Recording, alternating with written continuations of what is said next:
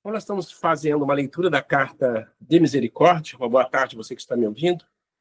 E a gente está continuando o capítulo 7. A Intervenção do Fogo continua relatando a questão dos valores importantes dentro de um grupo. Ela vai falar da misericórdia, vai falar da tal mágoa que todos nós sentimos. Ela vai terminar o capítulo aqui fazendo o depoimento na vida espiritual de um indivíduo que foi espírita na Terra e teve essa experiência muito forte da mágoa. Ela, neste parágrafo, ela começa a dizer: os ambientes educativos dos centros espíritas que não cultivarem a misericórdia terão enormes obstáculos com o conflito improdutivo, resultado da maledicência, da hipocrisia, da severidade e da intolerância. Ela cita mais uma vez a questão da misericórdia. Gente, misericórdia é justamente o ato de perdoarmos ou termos benevolência ou compaixão com o erro dos outros, ou com justamente a tentativa que os outros têm, às vezes, de nos prejudicar. Então, essa misericórdia é um exercício que ela disse é essencial para qualquer grupo. Para qualquer grupo. Então, na hora que ela vem dizer no outro parágrafo, ela faz uma lista. Tolerância, indulgência, perdão, compaixão, benevolência são algumas das expressões morais imprescindíveis no trato uns para com os outros. Sem essas atitudes de amor, como nos suportaremos? Olha, um dos pais da administração moderna, um austríaco chamado Peter Drucker, ele é realmente o que fundou os princípios da administração moderna. O Peter Drucker relata que um dos pontos para se formar uma boa corporação, uma boa equipe, justamente, de uma empresa, é necessária a humanização dos trabalhadores, dos operários ou justamente dos funcionários. Ele cita isso várias vezes. Quem estuda administração ou a questão justamente de como melhorar o desempenho de um grupo, o Peter Drucker sempre fala sobre isso. E ele, utilizando palavras diferentes, ele fala da importância da coesão do grupo, o grupo se ajudar. Uma coisa difícil, não é? No ambiente corporativo, onde a gente sabe que o lucro tem que estar acima de tudo. Mas isso é o Peter Drucker que fala isso. Do ponto de vista aqui, nós estamos falando de financeiro, ele fala da importância disso.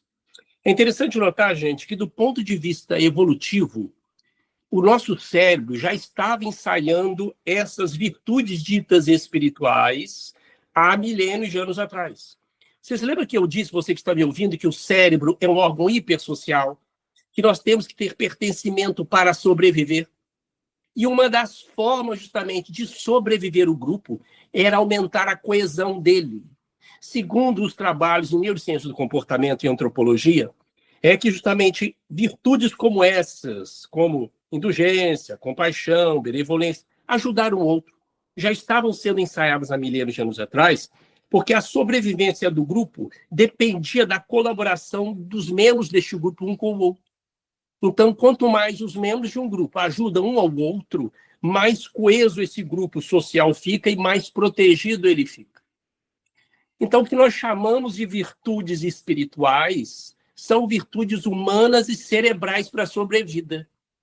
Eu quero que a gente repense sobre isso, você que está me ouvindo.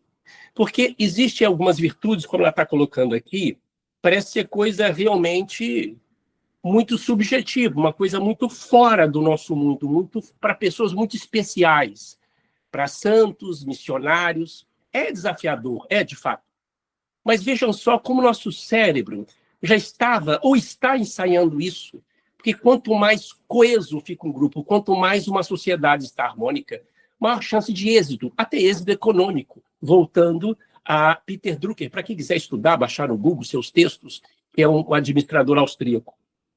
Então, vocês vejam, gente, que ela está colocando questões aqui que são mais do que espirituais. São questões de sobrevivência para um grupo se dar bem. Não interessa se é uma empresa, se é uma igreja, se é um centro espírita, nós estamos falando de gente. Gente que quer fazer com que o grupo dê certo. E, realmente, quanto mais houver ausência disso, mais insucesso o grupo estará realmente sujeito. Porque vai perder a humanização. Só vai ficar na sobrevivência individual. Nós sabemos que existem sociedades que valorizam mais essa questão social do que o individual. Todas as sociedades, elas têm seus problemas, seus defeitos, suas vulnerabilidades.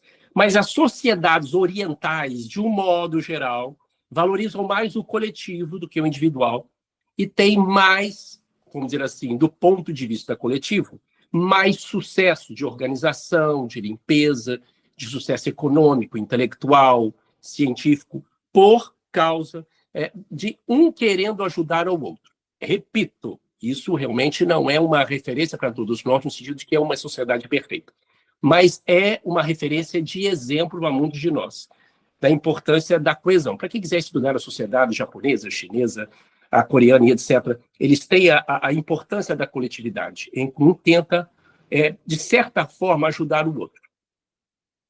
Então, ela está colocando uma coisa aqui muito básica. Alguém pode dizer aqui, poxa, ela está querendo levantar muito esse nosso grau, aqui, esse nosso nível. Ela está falando de ser humano, tá? Então, só quero lembrar, aqui você que está me ouvindo, que o cérebro ele tem essas condições latentes dentro dele. O nosso cérebro animal, mas que ele tem um córtex mais avançado, ele já tem essas regiões, tá? No nosso cérebro, principalmente uma estrutura chamada ínsula, que é nas regiões mais profundas do cérebro, se você quiser estudar sobre ela, que ela é responsável pelo reconhecimento emocional que os outros estão tendo, ela nos ajuda a desenvolver a empatia e outras virtudes. Bom, ela continua. A comunidade doutrinária espírita, a vizinha, se aproxima o momento do seu desabrochar para a maioridade. Eu acho que não só a sociedade espírita, como a espécie humana, vamos dizer assim, nós somos chamados cada vez mais para essa maioridade. A consciência da extensão de nossas enfermidades nos levará a concluirmos que nosso movimento libertador é um hospital de vastas proporções e especificidades. Como doentes em busca de cura, reconheceremos as necessidades de amor, sem o qual adiaremos nossa alta médica. E que manifestação de amor aplicado mais palpável pode exigir que a misericórdia? Realmente, gente, a misericórdia ela vem dizer que seria uma espécie de, até uma vacina, para que não haja justamente essa dispersão do grupo, quando a gente quer, de fato, formar um grupo. Ela vai falar mais adiante como é importante, uma coisa difícil, mas o grupo se confessar um ao outro é uma coisa difícil, mas ela fala que é um dos meios, para que o grupo, justamente, ele fale de coisas de seres humanos, que quanto mais a gente quer ficar muito pensante em coisas espirituais, que é importante, mas muitas coisas que não fazem parte da prática do dia a dia do ser humano, quanto mais a gente afasta da nossa humanidade e fica muito idealizado em questões sempre espirituais, a gente não acaba vivendo, do ponto de vista prático, essa espiritualidade. Eu quero dizer que quanto mais teórico, pensante na vida espiritual, isso nós vamos dizer assim, a gente ignorar a nossa prática como homem, mais difícil vai ter essa conexão entre o humano e o espiritual. Então, no centro, nós temos que, em qualquer núcleo religioso, nós temos que falar mesmo de coisas de seres humanos à luz do Evangelho de Jesus, à luz da espiritualidade. A gente tem que falar mesmo de dinheiro, de fofoca, traição, ódio, raiva, medo, tristeza, e vai por aí afora. Coisa de ser humano, que todos nós somos. Então, esse é o elo, esse é o link. E a irmã Sufo fala muito sobre isso. E ela continua aqui. Eu quero só dizer uma coisa aqui que é muito interessante quando ela diz doentes em busca de cura. Claro, muitas vezes o nosso comportamento passa a ser muito disfuncional, precisando literalmente de um médico, até de remédio. Mas, com certeza, com todo respeito a irmãs, nós somos mais aprendizes da vida mesmo. Nós ignoramos vários pontos, estamos repetindo várias matérias da necessidade de fixarmos valores. É por isso que estamos aqui na Terra nesse sentido. Mais do que um hospital, é uma escola. Bom, ela vai falar ainda pela mágoa. Olha que interessante. Nada dói tanto aos seguidores sinceros de Jesus quanto a ofensa não intencional, as rusgas não desejadas, as perdas afetivas, as reações inesperadas de ingratidão, o vício em colecionar incertezas irremovíveis que traduzem prepotência, a indiferença e o menosprezo. São os frutos da ausência da misericórdia no coração humano. Aí começa a surgir a mágoa, né? É a mágoa.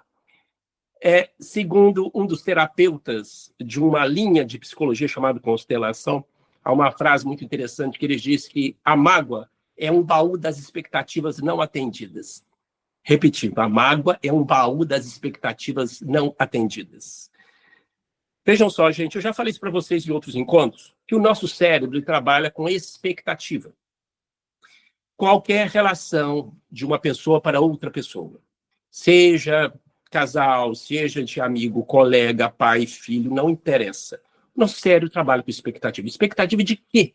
De recompensa. Mas que recompensa? Qualquer uma, carinho, amor, dinheiro, resolver um problema, ser validado nas suas emoções. Quer dizer, o cérebro está esperando essa expectativa. Então, em qualquer relação, o cérebro trabalha em expectativa. Portanto, muitas vezes nós temos expectativas que o outro nem sabe, nem imagina. Então, gente, por mais que uma relação de amigo, de casais, seja lá quem for, seja bom, vai chegar um momento que um vai decepcionar o outro. Isso é fato de neurociência do comportamento.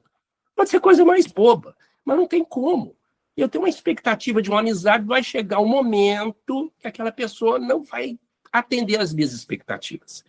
E o cérebro funciona assim. Então, a mágoa faz parte dessa dinâmica da relação. Claro, nós vamos conversar mais adiante. Existem mágoas que são muito disfuncionais. Há pessoas que se sentem traídas, é uma traição. Ela pode realmente levar justamente a um prejuízo emocional muito grande. Mas, como eu disse, gente, a mágoa faz parte das nossas relações emocionais. E vamos tentando trabalhar isso ao ponto de que ela não transforme justamente, mais uma vez, em um comportamento disfuncional, em que a pessoa tem depressão, ansiedade, ela afasta das pessoas, ela justamente tem um estresse crônico, aumenta o cortisol. Quer dizer, a mágoa, quando se torna disfuncional, como os outros sentimentos que eu falei, emoções, que fazem parte da nossa natureza humana, que são avisos de ameaça, mais uma vez o cérebro querendo se defender, quando eles passam a ser persistentes ao ponto de nos atrapalhar no dia a dia, passa a ser disfuncional. Mas essa decepção, gente, em pequeno ou maior grau, nós sempre teremos em qualquer relação. Guarde isso, você que está me ouvindo. Isso é um funcionamento do nosso cérebro, é um automatismo dele, em trabalhar com expectativa. É uma coisa que, por mais que a gente queira, não queira isso, é um modus operandi do cérebro de sobrevida. Ele só trabalha com expectativa. Quando não tem expectativa, não tem significado. Ele vai embora.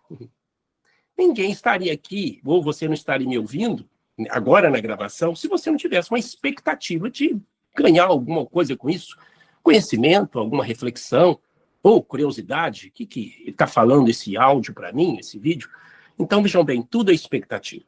O cérebro não tem expectativa, ele realmente afasta, perde o interesse, seja de qual for, um objeto, uma situação, contexto, pessoa. E a mágoa, ela vai falando sobre isso. É interessante, gente, que uma das principais causas de mágoa, uma das principais causas, é uma coisa que nós já falamos outras vezes, que é a baixa autoestima. As pessoas que se magoam mais facilmente, ao ponto de tornar uma mágoa disfuncional, elas têm uma das principais causas, é a baixa autoestima. São pessoas que não se aceitam, são pessoas que não se consideram na autocompaixão. Então, nós já falamos sobre isso, né? E ela sempre fala do auto-amor, ela sempre volta nessa questão. E quanto mais alta a nossa expectativa, maior a nossa queda, né? E nós temos, às vezes, o hábito, gente, de colocar as pessoas numa posição que elas nunca estiveram na nossa memória, na nossa mente, na nossa idealização. Seja qualquer relação. E, realmente, quando fazem alguma coisa, não atende à nossa expectativa. A gente diz, o fulano caiu no meu conceito. Você fala muito bem, caiu no seu conceito. Porque a pessoa nunca esteve naquilo, ela não tem condições de atender aquela expectativa. Então, é uma forma da gente calibrar essa expectativa das relações. Então, decepção todos vão ter, não tem como, ou mais ou menos. Eu esperava que o fulano fosse responder minha mensagem do WhatsApp em menos de 1 minuto. É uma expectativa. Se ele atender, tudo bem, mas não vai atender em 1 minuto, por mais que ele goste de você. Eu esperava que o fulano fosse me dar bom dia às 5 horas da manhã. Então, assim, eu estou querendo dizer que são expectativas. Se a pessoa puder te atender, ótimo, mas as pessoas nem sabem que você está pensando isso. Bom, ela continua. Enquanto procurarmos as causas das decepções de nossas relações no estudo das imperfeições, não encontraremos respostas satisfatórias às nossas indagações e nem consolo para a nossa alma. Somente compreendendo sinceramente quais lições evangélicas deixamos de aplicar em cada passo do caminho, obteremos alento, orientação e estímulo. Misericórdia, mais uma vez, ela cita aqui. Misericórdia para as imperfeições alheias, piedade para com as nossas falhas. Tanto que eu esqueci agora a questão, Ângela, Renato, se quiser me ajudar. Márcia. Questão do Livro dos Espíritos, que Kardec pergunta o verdadeiro sentido de caridade, né, para o Espírito da Verdade.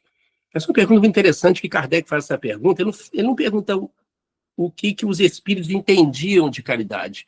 Ele pergunta o que Jesus entendia por caridade. Qual o conceito segundo Jesus? Então está lá a resposta, que é benevolência para com todos, imperfeição para com as imperfeições alheias, perdão das ofensas. Então, a resposta é essa, bem seca, curta, do Espírito da Verdade. E ela está falando sobre isso. Que a verdadeira caridade, embora a gente saiba da importância, gente, da caridade material, mas a caridade engloba todas as nossas relações, sejam as pessoas superiores ou inferiores a nós do ponto de vista social, Kardec diz isso. Então, o maior desafio da caridade é nas relações. Ela continua. Portanto, as casas espíritas orientadas pelas atitudes do amor adotem sem demora o projeto de misericórdia fraternal. Grupos que se reúnem em vivências de honestidade emocional. A irmã Dufour cita várias vezes essa expressão, eu gosto muito disso, e é uma coisa que a gente está trabalhando, principalmente em termos de neurociência do comportamento, que é honestidade emocional, que nós não temos isso ainda. E até a consciência emocional. Como eu disse, a importância de cada vez mais identificarmos os nossos sentimentos. Sentiu, vai sentir, percebeu, vai perceber. Então, essa questão da maioridade é isso, da maturidade emocional, psicoespiritual, é nós assumirmos cada vez esse lado puramente humano. Ela continua aqui. Que tenham bondade para tratar dos seus sentimentos e discuti-los em equipe. Sinceros, porém acolhedores. Grupos que possam olhar de frente para a arrogância que ainda nos domina e que tenham coragem de confrontar em público. Grupos que saibam pedir perdão, conjuntos doutrinários dispostos a estimular o brilho de qualidades uns dos outros e disposto à compaixão com os defeitos e motivados pela abolição da rigidez mórbida. Bom, gente, esse seria o grupo ideal para qualquer grupo, né? Parece o grupo dos sonhos, onde a gente se sente acolhido. Quando você vai no local, seja ele qual for, uma família ou núcleo religioso, uma das coisas que mais fazem ou trazem significado para esta pessoa é ela ser acolhida e entendida. Esse é um dos principais aspectos. Independente, às vezes, da crença religiosa que ele é feita. Porque vai atingir a emoção da pessoa, vai atingir as suas necessidades emocionais. Ela se sente acolhida, se sente preenchida. Então, é um papel da religião, não deixa de ser, fazer esse acolhimento. Então, aqui ela está chamando a atenção de qualquer núcleo religioso, aqui está falando dos centros espíritas, mas para qualquer núcleo religioso, a importância dessa união, dessa coesão emocional do grupo, que é o grupo dos sonhos, onde você pode falar, pode se abrir e ser acolhido e vai acolher seu companheiro. Bom, gente, na Casa do Caminho, há 2000 anos atrás, né, os discípulos tinham suas rusgas, né? Nós está aí no Evangelho, ficamos imaginando nos outros grupos, onde a gente não tem essa força espiritual deles, né? Mas podemos ter. Eles também eram seres humanos. E eles passaram por dificuldades ao ponto que o próprio mestre sabia do que eles enfrentariam. Existe uma passagem muito interessante que ela termina este capítulo. Oi, pode falar. É isso mesmo, Renato. Isso, como eu disse, isso tem embasamento do ponto de vista de neurociência do comportamento, antropológico, né?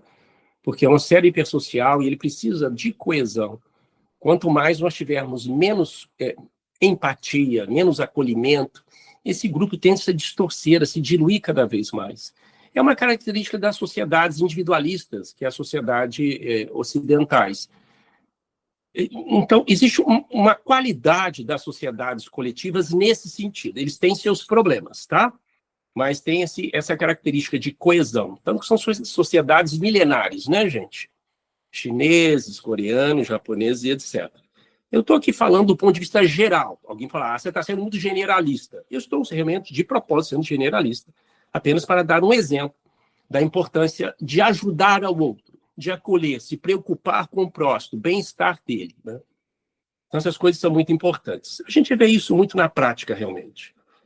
Mas ela cita aqui, para você que não conhece, as obras do Vanderlei de Oliveira e também do Carlos Bacelli, eles relatam, até o Divaldo, um hospital chamado Hospital Esperança, que existe um plano espiritual, foi fundado por um grande missionário espírita chamado Eurípides de Barçanufo. E esse hospital, nós já tivemos oportunidade de comentar, mas só recordando, é um enorme complexo de prédios, segundo o próprio Vanderlei de Oliveira, através do seu desdobramento mediúnico, em que ele viu esse prédio, ele até me disse certa vez que parecia muito com o campus da UFMG em Belo Horizonte. Para quem já foi lá, diz que são vários prédios realmente, então não é um prédio só. E esse hospital, Eurípides Barçanufo fundou ele justamente no sentido de recolher os religiosos, principalmente os religiosos que foram mal sucedidos na sua vida.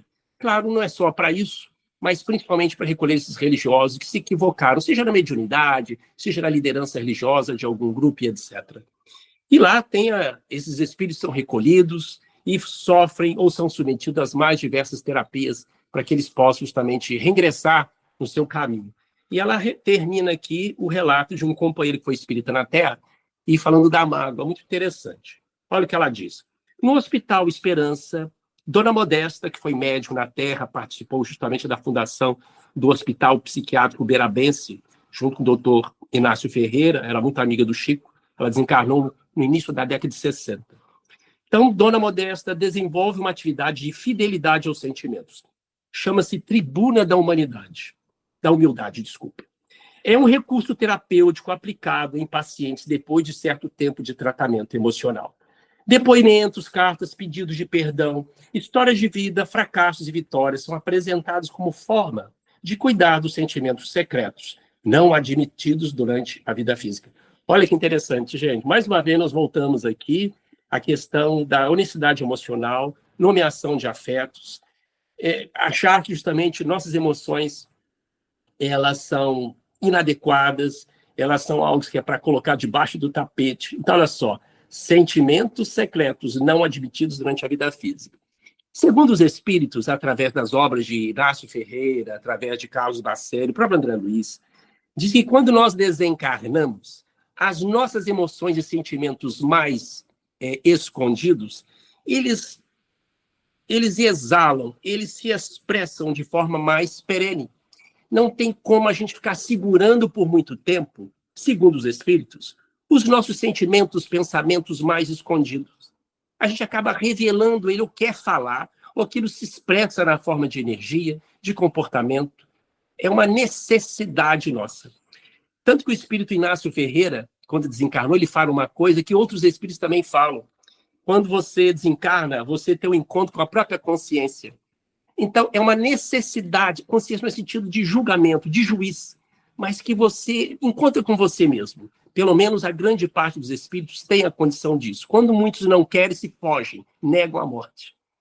É por isso que muitos espíritos, quando desencarnam, eles perdem a orientação, eles se tornam confusos, ou partem para outro tipo de caminho, porque não querem enfrentar justamente a si, a consciência. É uma leitura do próprio mundo íntimo. É uma coisa que a gente não sabe como isso acontece, mas parece uma leitura rápida que o espírito faz. Aqui eu estou aqui hipotetizando com você que está me ouvindo, que os espíritos falam que é encontrar com a própria consciência, encontrar com o próprio eu. Você encontra aquilo que você sente e tem vontade de expressar aquilo. Isso é uma terapia fantástica, ela encontra-se no plano espiritual. Então, a honestidade emocional é para todos nós, porque isso diminui o impacto das nossas neuroses, das nossas tendências negativas, aumenta a nossa qualidade de vida. A aceitação da nossa humanidade, a aceitação das nossas emoções, nomear nossas emoções. Ela continua, gostaríamos de passar aos amigos de Ideal na Carne a síntese de uma carta que foi lida por destacado líder espírita ao ocupar oportunamente a tribuna. Não importa o que se passou ou o que virá. Nosso intuito é pensarmos a todo instante que a aplicação da misericórdia é a virtude que abranda nossos corações e o testemunho da leveza em nossas almas. Renato, quanto tempo nós temos aí? 10. A Mônica vai ler, então, só uma partezinha para a gente comentar. Senhores e senhoras, irmãos de doutrina, paz na alma. Vir aqui falar de meus sentimentos é uma honra. Só lamento que tenha descoberto tão tarde o bem que me faz falar do que sinto. A vida física brindou-me com a bênção de ser espírita. 3 décadas e meia em ininterrupta e afanosa atividade doutrinária. Sou uma vítima de mim mesmo. É incrível como ouvi tantas e tantas vezes, assim como acredito que tenha ocorrido igualmente com muitos aqui presentes, sobre a importância de perdoar. E, no entanto, tal esclarecimento ficou apenas no cérebro, impermeável ao coração. Tenho aprendido, sob custódia de Dona Modesta, que, quando a lembrança de alguém vem em nossa mente e desperta maus sentimentos, estamos magoados.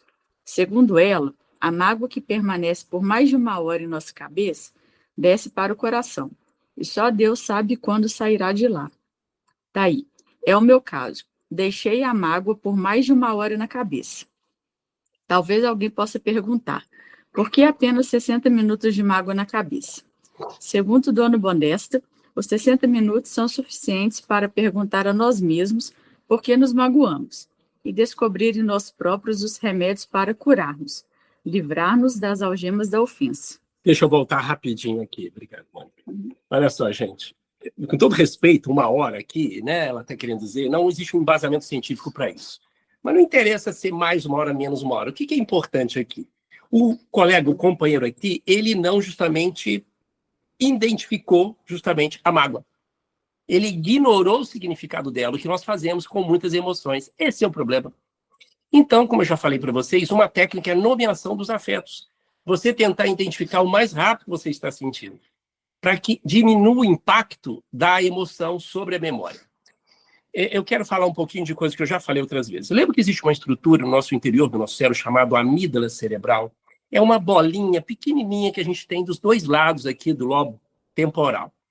Então, ela é que dispara as emoções mais básicas.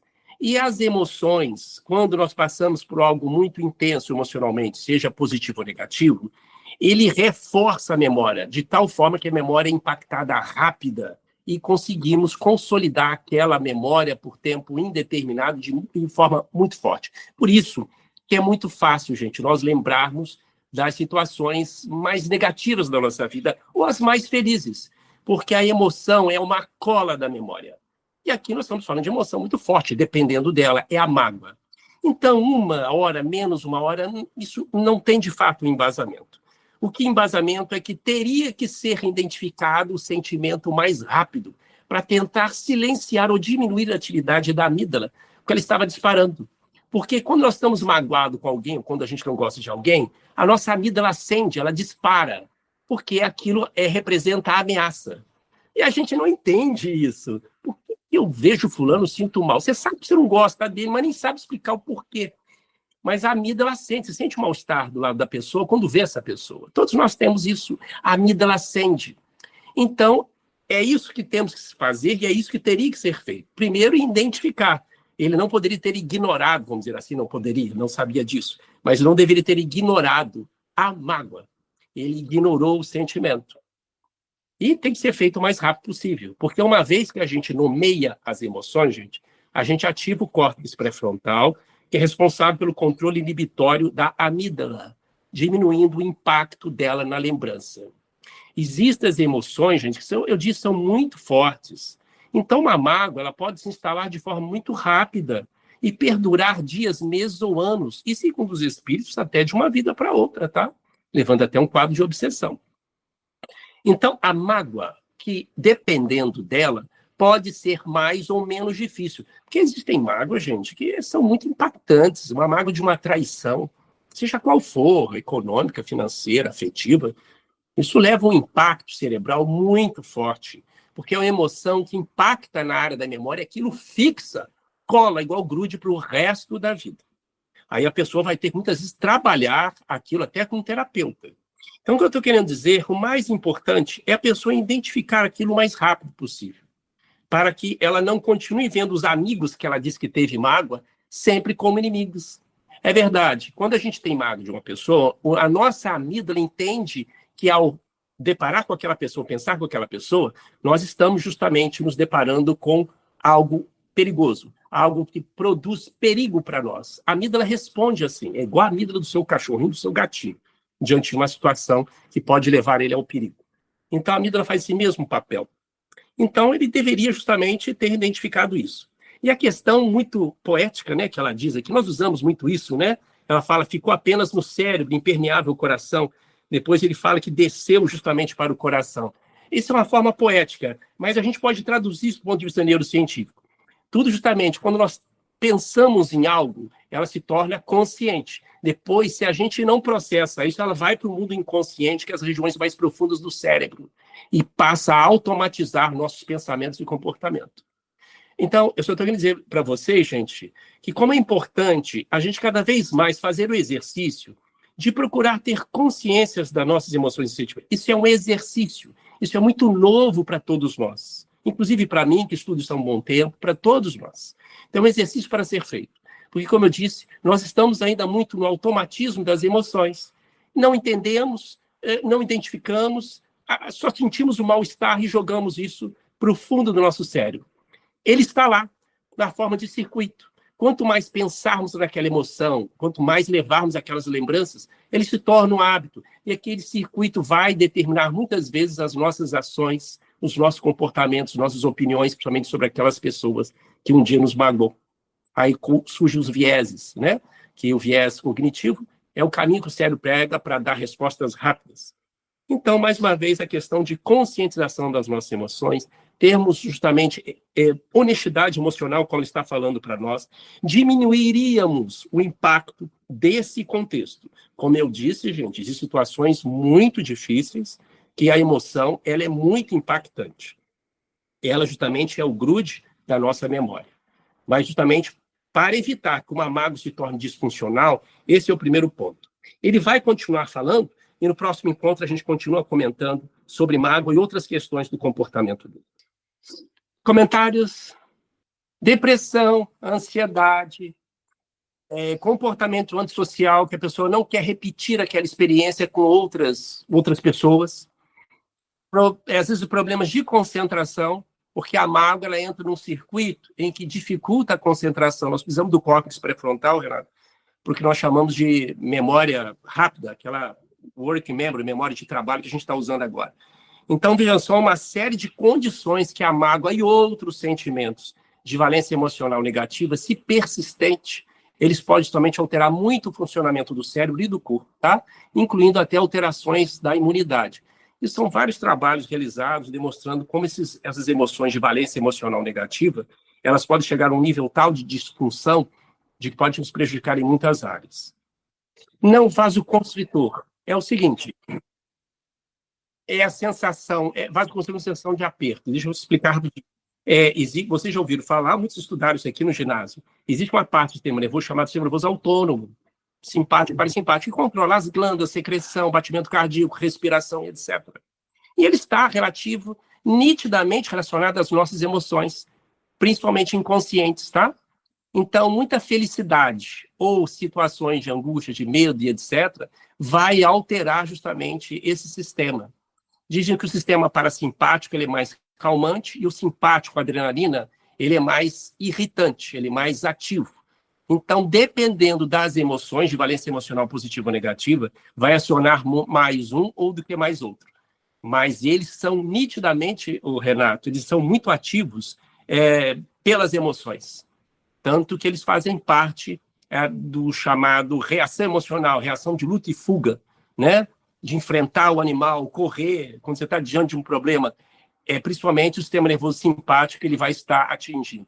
E quando nós temos essas emoções muito crônicas, do ponto de vista de emoções de valência emocional negativa, nós vamos acionar de forma crônica, principalmente o sistema nervoso simpático. Frequência cardíaca aumentada, pressão aumentada, cortisol elevado, adrenalina aumentada, pupilas dilatadas, a musculatura mais tensa, como se estivesse preparando o animal para uma briga. Aí o cortisol ele fica cronicamente elevado. É o que a gente chama de sequestro da amígdala crônico. É como se a amígdala estivesse sequestrando todo o seu cérebro para ela. A pessoa está sempre no modus operandi ativo, crônico, leve. É aquela pessoa que chega no trabalho e está sempre crônico estressada, achando que vai ser demitida no dia seguinte. Imagina uma pessoa que trabalha e sabe que pode ser demitida no dia seguinte e precisa daquele trabalho. Ela pode entrar nesse ciclo de estresse crônico. Então vamos agradecer ao Mestre Jesus, com essas mesmas emoções, que eles possam inspirar a nós, aos nossos familiares, aos espíritos que estão aqui em torno de nós, em todos os lares, para que eles recebam também, Senhor, a tua paz, que eles recebam o seu despertar para uma nova vida, cheia de esperança, cheia de abundância, prosperidade, para que eles tenham novos caminhos, assim como nós, para que sejamos cada vez melhores para nós mesmos e, consequentemente, para a vida. Muito obrigado, Jesus, que possa derramar os fluidos balsamizantes nos nossos copos, nas nossas águas, nos nossos alimentos, e que fortalece a nossa saúde, bem como dos familiares que estão conosco. Mestre Jesus, nos acompanhe e fique conosco nas nossas atividades durante toda a semana. Que assim seja, se assim será.